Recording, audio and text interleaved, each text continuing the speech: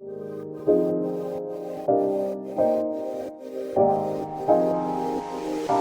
can I say? You've done a lot of work. You have made it this far, and for that, I'm giving you 2 snaps and a circle. Seriously, this module is about marketing.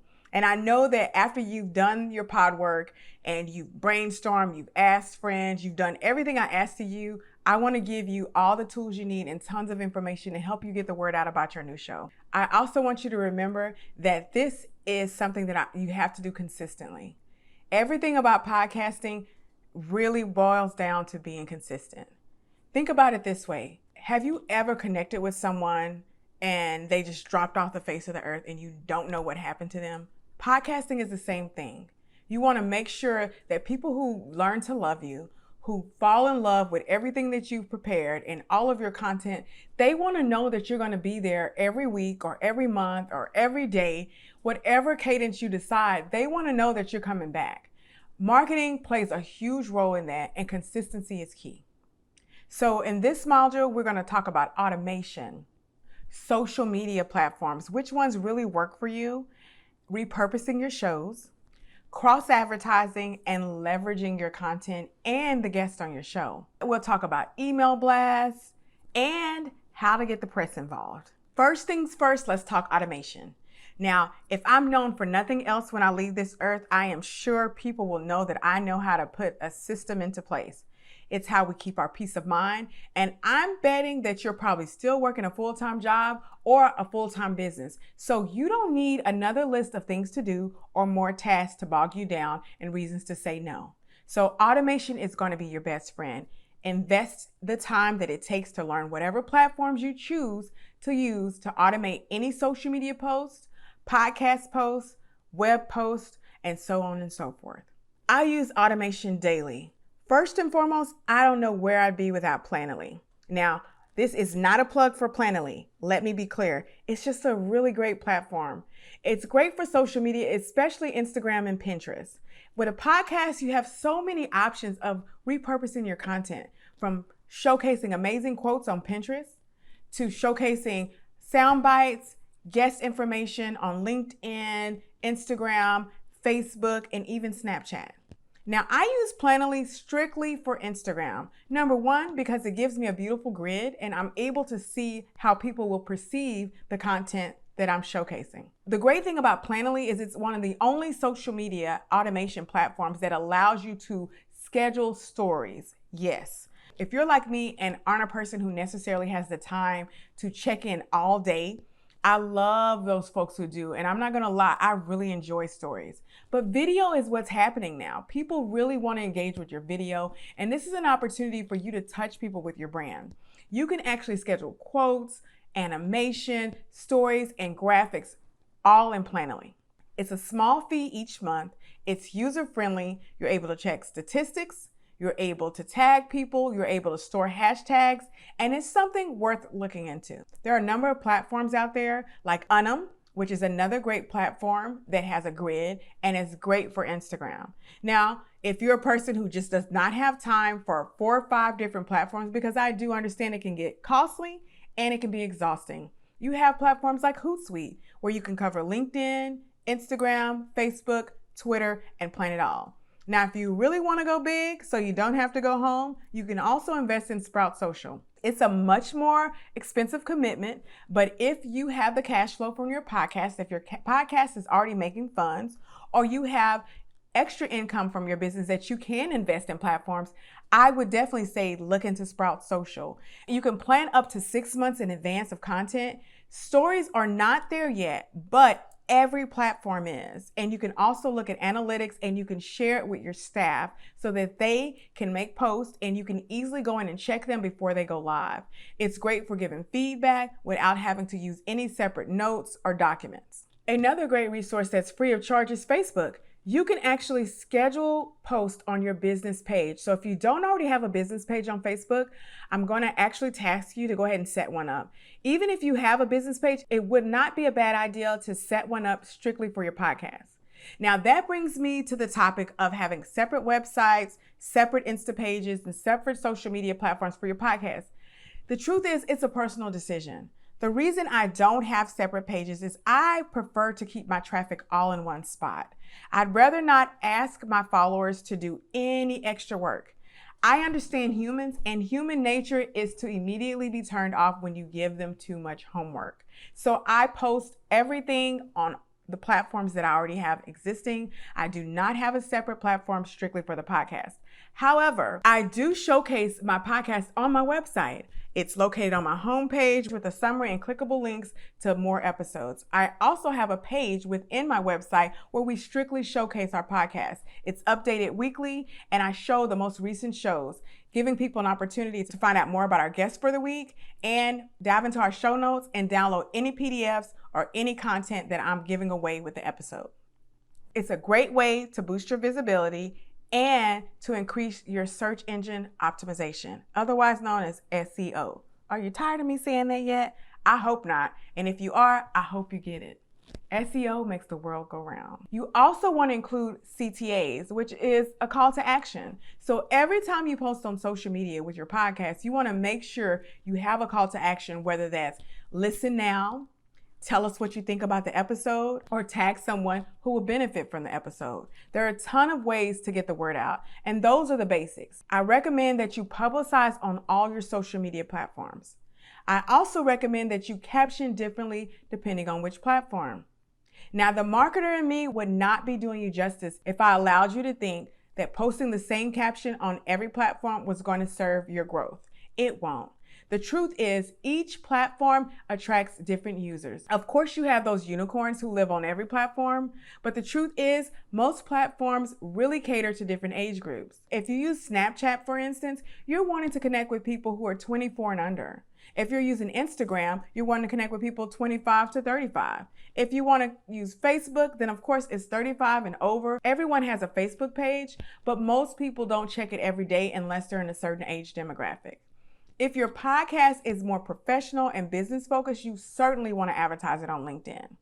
And if you just want to use a snippet or share a quick soundbite, Twitter is the best way to go all day, every day. The beautiful thing about podcasting is it's the gift that keeps on giving as far as content is concerned.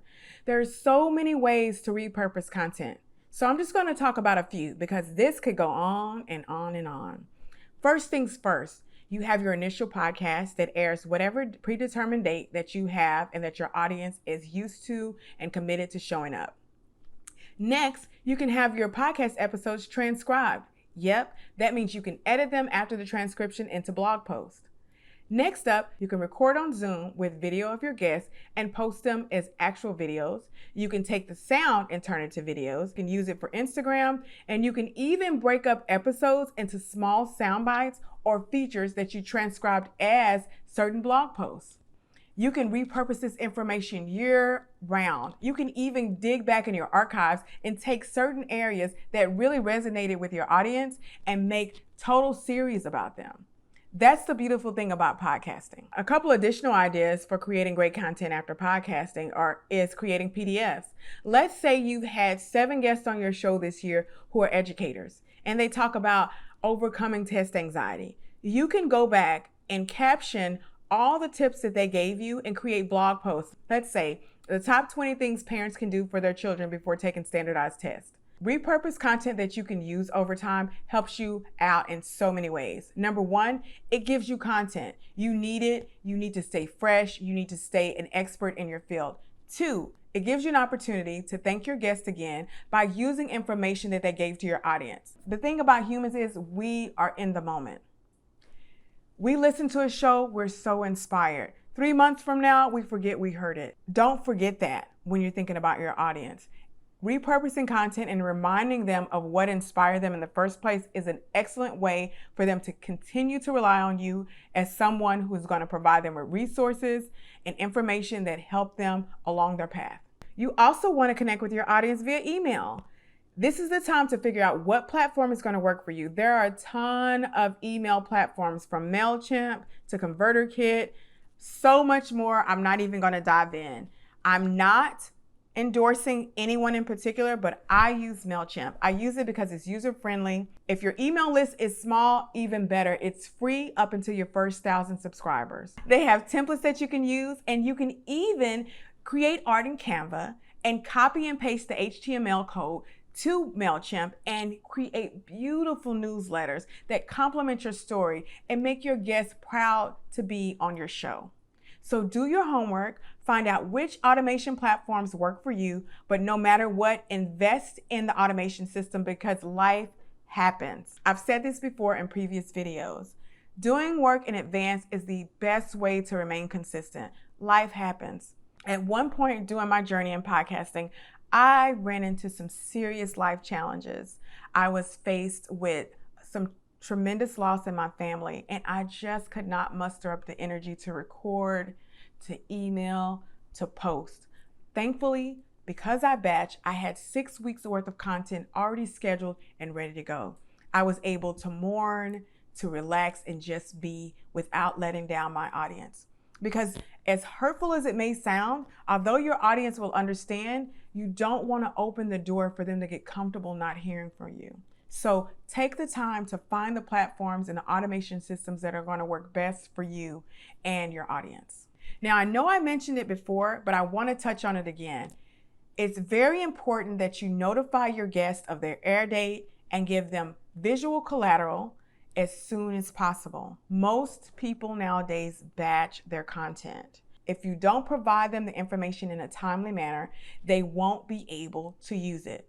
Now, if you really want to go the extra mile, take a moment to look at the person's platform and look at the way that they present their own art. If they only use certain colors, if they only use certain backgrounds, then try your best to adapt to those specifications so that they actually use the content that you provide to them. If they don't use it, do not be upset. Some people have brands that they really have fine-tuned and they don't want to interrupt their flow by adding content that does not match their aesthetic. It's not personal, it's marketing. There's so many things that you can do to get the word out about your podcast. Another great tidbit is to release press releases. That moment will come in your podcast when you have your dream guest on your show. When you have that one person that you've been waiting for your whole life on the show. And mine, I am channeling it, I am craving it, and let's just say, Oprah, I'm ready for you.